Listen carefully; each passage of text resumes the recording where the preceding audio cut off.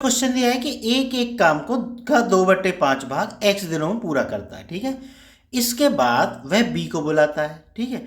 वे एक साथ मिलकर 6 दिनों में शेष काम समाप्त कर देते हैं, ठीक है। यदि b अकेले 100/6 दिन लेता है तो x का मान ज्ञात करो, ठीक है ना। तो देखो सबसे पहले तो यहाँ ये समझ लो कि वो जो दोनों मिलकर जो काम करते हैं ना, वो कितना भाग काम करते हैं। देखो a कर रहा है 2/6 भाग कितने दिनों में, x दिनों में, ठीक है ना। अब काम कितना बचा भाई, काम बचा था कितना भाई, 2/6 नहीं है भाई, 2/5 है, ठीक है ना। तो 2/5 घटा दो तो यानी 5 काम बचा था। अब 3/5 काम को a प्लस बी कितने दिनों में पूरा कर रहे थे, अरे कैसे लिखा जा रहा है, ठीक है। कितने दिनों में पूरा कर रहे थे, 6 दिनों में, ठीक है ना। तो पूरा काम कितने दिनों में करते, ए प्लस बी पूरा कार्य करते बराबर कितने दिनों में, पूरा कार्य करेंगे बराबर कितने दिनों में भाई, 6 और गुना 5/3 ऐसे करेंगे ना भाई। देखो एक चीज समझो कि 3/5 भाग तो 6 दिनों में कर रहे हैं, तो पूरा भाग ज्यादा दिनों में करेंगे ना, तो क्या होगी, ज्यादा के लिए गुना हो जाती है ना, ठीक है। वो भाग की उल्टे होके गुना हो जाएगी, ये बात समझ लेना, ठीक है ना। 3 दूनी 6, 2 पंजे 10, यानी अब काम कितने दिनों में होगा, 10, मतलब वो पूरा काम कर लेते हैं 10 दिनों में, ठीक है। अब जो ए बी है, बी अकेला काम को कितने दिनों में कर लेता है, बी अकेला कर लेता है 100/6 दिनों में। देखो अब हमें दिन प्राप्त हो गए, है ना। अब हम पावर्स निकाल लेते हैं, तो फिर हमारा काम इजी हो जाएगा। कैसे पावर्स कैसे निकालेंगे भाई, कि देखो यहां समझो कि ये 10 आया है और ये कितना है 100/6, इनका एलसीएम निकाल लो।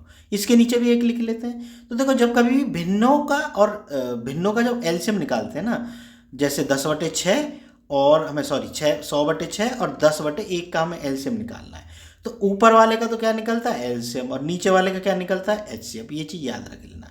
तो देखो 100 और 10 का एलसीएम तो 100 ही आ जाएगा, क्योंकि भाई 100 10 से कट रहा है, अगर कटता है तो वो इसी में एलसीएम आ जाता है। और देखो इनके पीछे जीरो भी है, तो समझ ही जाना चाहिए तुम्हें 100 ही आएगा। तो एलसीएम का मतलब वो होता है कि जो दी गई संख्या है ना, उससे एलसीएम कटना चाहिए। तो देखो 100 से भी कट रहा है और 10 से भी कट रहा है, ठीक है ना। अब इसका में से 6 और 1 का में से कितना आएगा भाई, 1 ही आएगा। बात समझ में आ गई ना। तो एलसीएम हमारा कितना आ गया 100, ठीक है। अब मैं यहाँ लिख लेता हूँ, देखो a प्लस बी की पावर कितनी आ गई वो निकालते हैं। ये दोनों मिलकर कर रहे थे 10 दिनों में, और b अकेला कर रहा था कितने दिनों में, 100/6 दिनों में। इसको बहुत ध्यान से देख लेना क्वेश्चन को, ठीक है ना। अब इनकी पावर कितनी आ जाएंगी, एलसीएम आया 100। देखो 10 का 10 में भाग दिया, इसकी पावर तो 10 आ गई। अब b की पावर कितनी आई 100 और बटे 6 है, तो 6 ऊपर पहुंच गया, तो ये 100 से 100 कट गया, यानी 6 पावर, यानी b की पावर आई 6, ठीक है। तो a की पावर भाई कितनी आ जाएगी, a की आ जाएगी 10 - 6 बराबर 4, ठीक है। तो देखो एक चीज समझो कि 6 पावर के साथ, 6 पावर के साथ या 10 पावर के साथ, ये वाला ले लो ऊपर वाला, क्योंकि बटे वाला नहीं लेते हम, कैलकुलेटिव हो जाता है।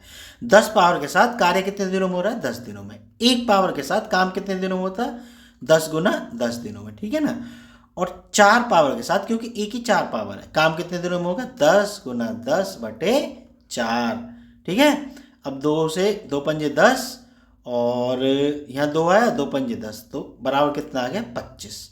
यानी इसके साथ मतलब अपने ये जो ए है, ये पूरा कार्य कितने दिनों में कर लेगा, 25 दिनों में। अब देखते हैं पूछा क्या है, ये क्या पूछता है कि ए जो है ना 2/5 भाग x दिनों में पूरा करता है, ठीक है ना। तो x का हमें मान बताना है।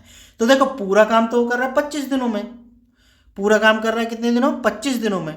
और 2/5 काम कितने दिनों में करेगा, 2/5 की गुना कर दो, तो 5 पंजे 25 और 5 दूनी कितने आ गया 10 दिनों में। ये बात समझ में आ गई भाई।